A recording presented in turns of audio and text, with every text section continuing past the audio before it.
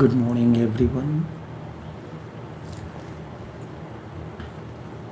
We are coming to you live via Facebook streaming, via YouTube streaming, and also via Skype online. Each one of you is welcome to this live streaming. Why is man insensitive, and how to heal it?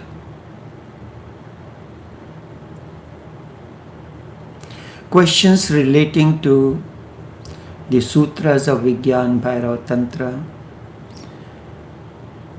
Why is man insensitive and how to heal it? When a child is born, he is completely helpless. This is particularly about the human child.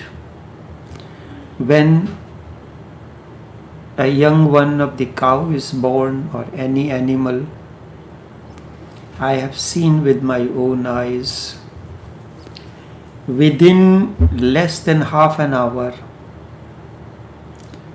the young one gets up.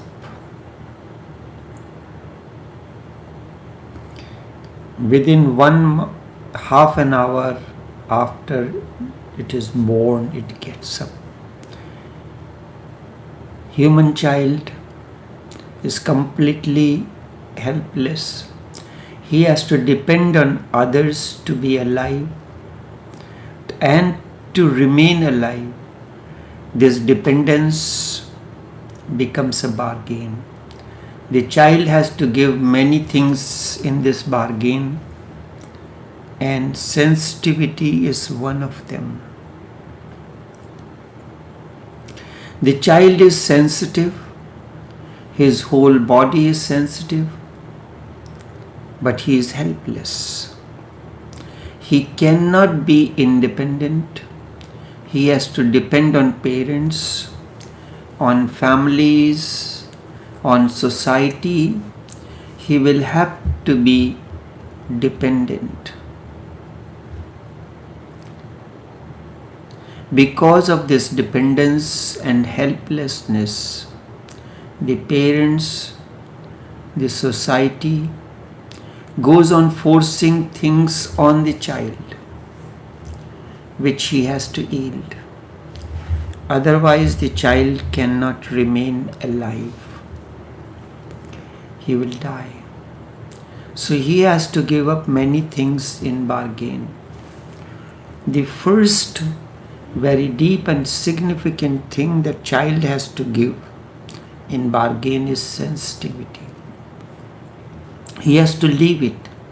Why? Because the more the child is sensitive, the more he will be in trouble.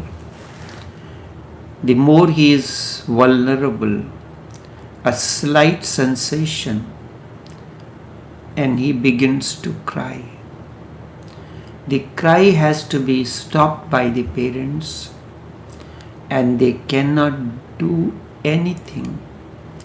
But if child goes on feeling every details of the sensation,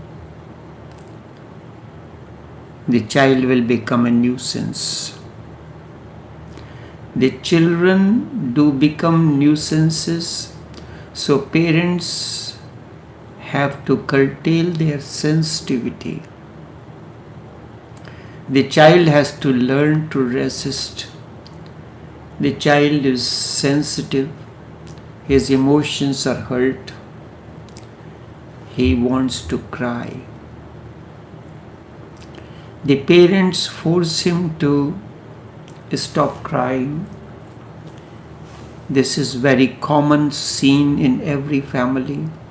The parents will say, stop crying. Stop crying. Crying is natural expression of sensitivity because of certain hurts that he has experienced at that moment. The parents say, if you don't stop the crying right now, I'll hit you. fear comes in. So, how the child will stop crying? Have you ever watched the child trying to hold his emotions and hold crying? And this he does by holding his breath. This kind of sensation he does, expression he does. And thus he is somehow able to hold his crying. The child has to learn resistance. The child has to learn control, and by the child is divided, has to divide his mind in two. So there are many sensations which he has to just stop. He just stops feeling that they are good. He is punished. He feels that certain sensations are not good, and he is punished for it. The whole body of the child is erotic. He can enjoy his fingers. He can enjoy his body. The whole body is erotic. He goes on exploring his body. It is a great phenomenon for him. But the moment comes in this exploration when child gets to his genitalia, then it becomes a problem, because the father and the mother are all repressed in their life. The moment the child, boy or a girl, touches the genitalia, parents become uneasy. It is to be obsessed. It is to be observed deeply. Their behavior suddenly changes, and the child notes it, that something wrong has happened. They start crying. Don't touch. Then the child starts feeling that something is wrong with the genitalia. He has to suppress. And the genitals are the most sensitive part of your body. Most sensitive. The most alert part of your body, most delicate. Once genitals are not allowed to be touched and enjoyed, you have killed the very source of sensitivity. Every child likes to touch the genitals, play with it, but parents do not like, so they hide and do it. There are many things that children do. Girls do different things, boys do different things in order to feel that sensation. And when it is not allowed, the child becomes insensitive.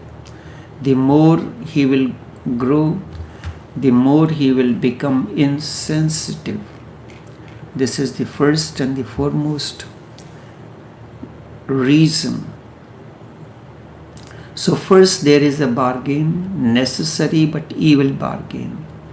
And the moment one begins to understand, this bargain has to be thrown and you have to regain your sensitivity. Second reason for this bargain is because of security.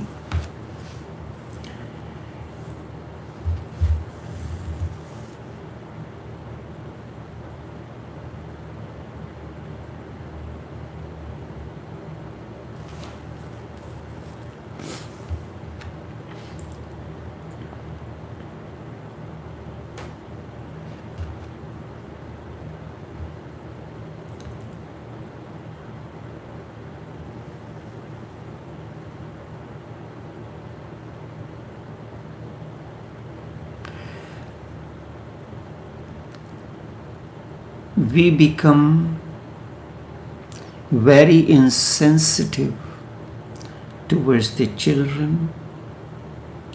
I recall there was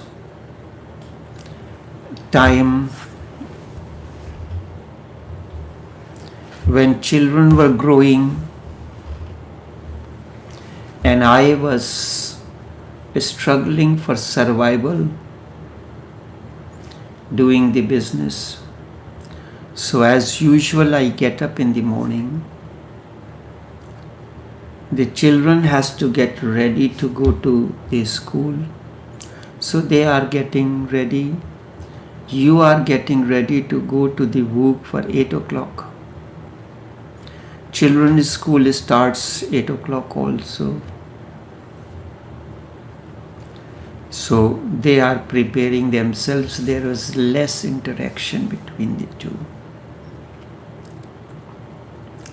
The transport for the children will come because you are a businessman, you are a rich person, you can afford to have a transport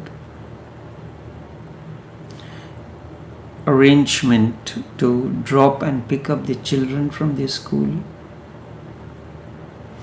The transport man has to pick up the children from different places. So he is not sensitive. So there was less interaction. You come running, come out of the bedroom, shout at the children, get ready. The vehicle, the transport man has come in, have your breakfast, get ready.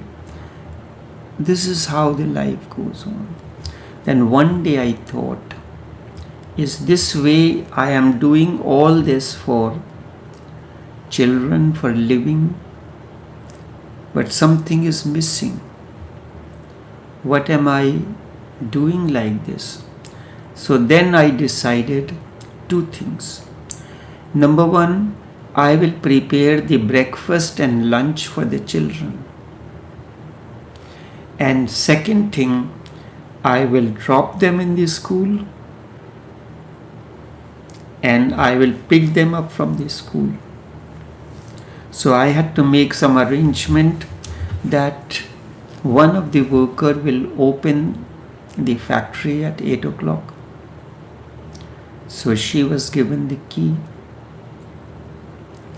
And it was a little sacrifice on my part. I will make the breakfast. So in doing so, there was an interaction.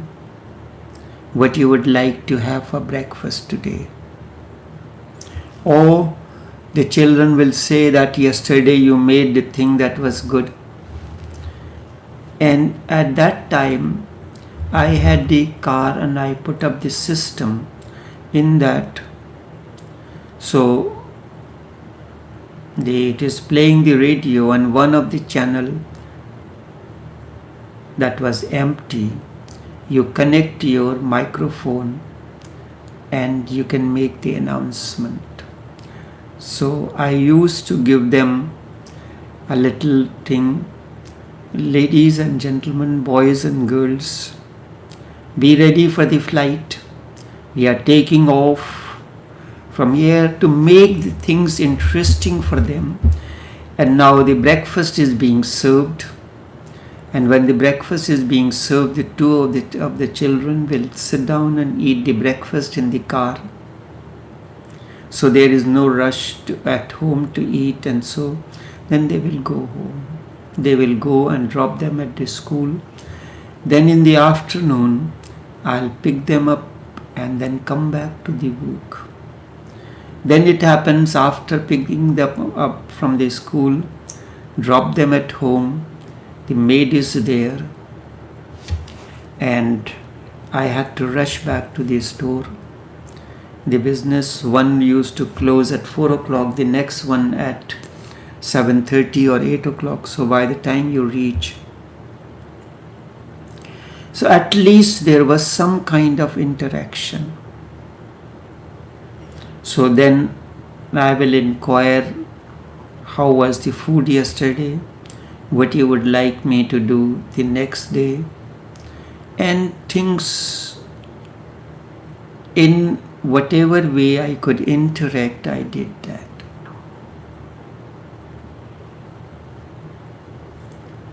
So there was a friendliness developed.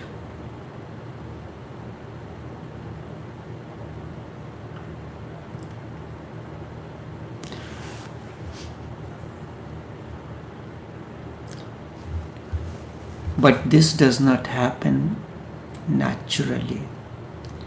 And it happened because when you are rushing to do your things, trying to make your livelihood, you are busy, you are working, you are very concerned about your job, the income is less. So my father, whenever situation like this, he will slap. So the same thing I had learned in life, and whenever the children, I am doing something and the children come and ask. So once I hit my daughter, then I thought, am I going to continue this tradition that I learned, I was brought up like this, and do I have to bring up my children like this, or there has to be a break now? That day I decided that I am not going to hit the children. No matter, there has to be friendliness, they have to understand, and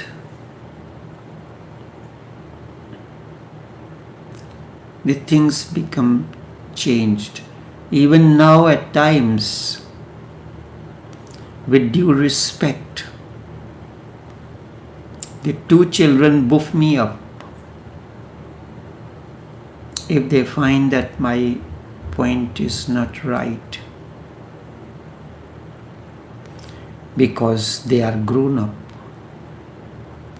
They are the modern children, grown up in the modern technology. So I have to be friendly in order to learn that from them. Everyone learns sooner or later that to be sensitive is to be vulnerable in many things. You pull yourself in,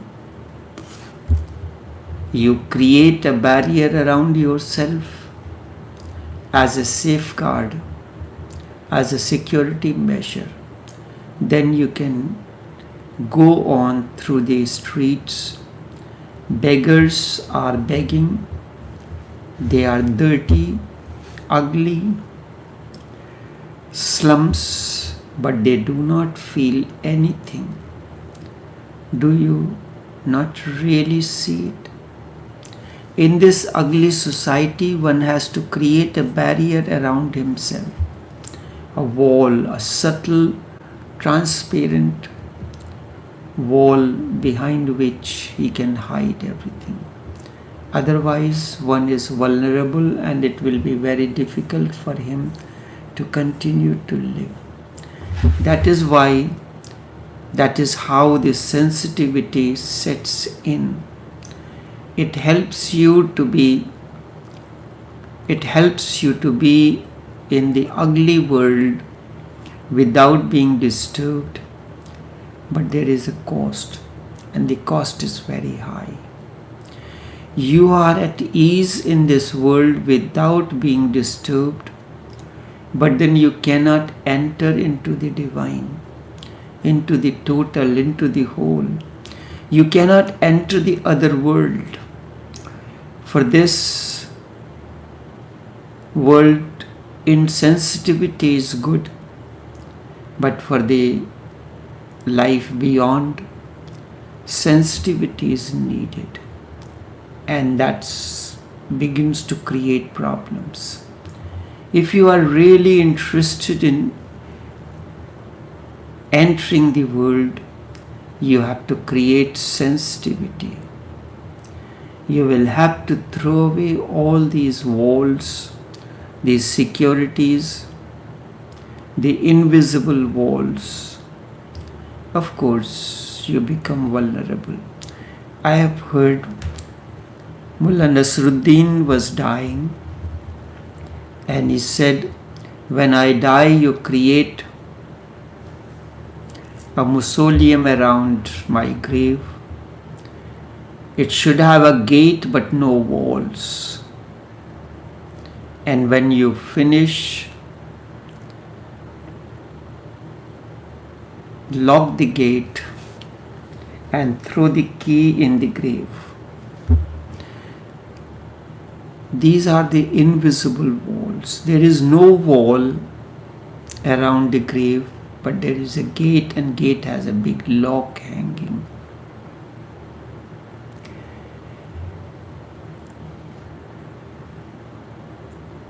You have to throw all these walls, all these securities. Of course, you will become vulnerable. You will feel much suffering, but the suffering is nothing nothing in comparison to the bliss which you are going to reach through sensitivity. The more sensitive you become, the more you will feel compassionate. But you will suffer, because all around there is hell. You are closed. That is why you cannot feel it. Once you become open, you will become open to both the hellishness of this world and heavenliness of the other world. You become open to the two.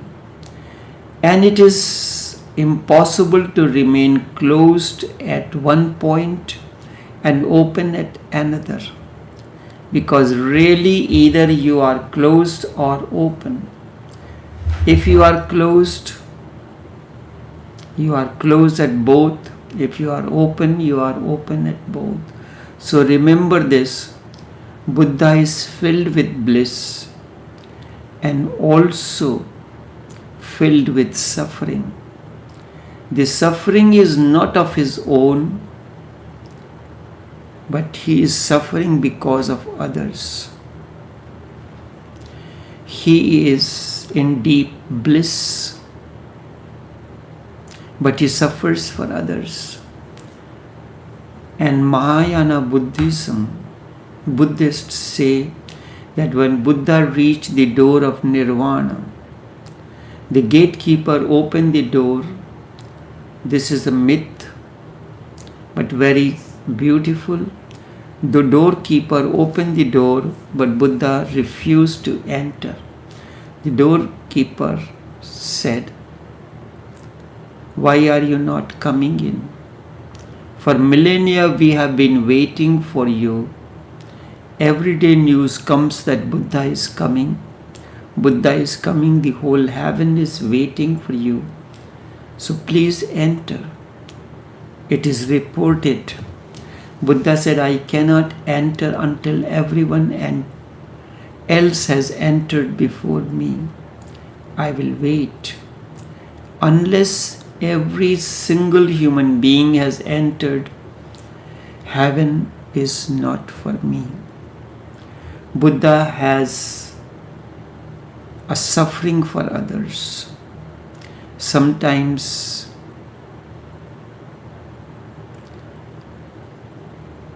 he uses his body for that. Other times psychology, but deep down he is blissful, he is contented because he has known love. He is embodiment of love, total contentment. Buddha has a suffering for others. As for himself, there is deep bliss. Even if there is physical discomfort, it is meaningless for him. For the sake of the others, he lives with it. See the parallel. Buddha is in deep bliss deep within, and you are deep in suffering. You go on feeling that everyone else is enjoying life. Quite the contrary happens to Buddha. He is now in deep bliss and he knows that everyone else is suffering. These methods, these sutras of Vigyan Bhairav Tantra are to remove this insensitivity.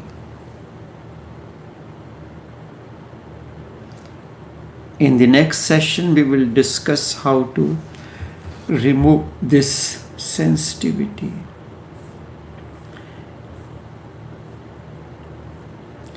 When tomorrow I'll go into the next set of sutras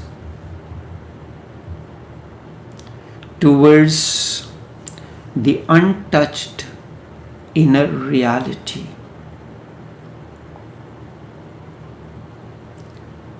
The untouched reality. There are 3 sutras in this category. Untouched reality. So until then, take care and do have a pleasant day.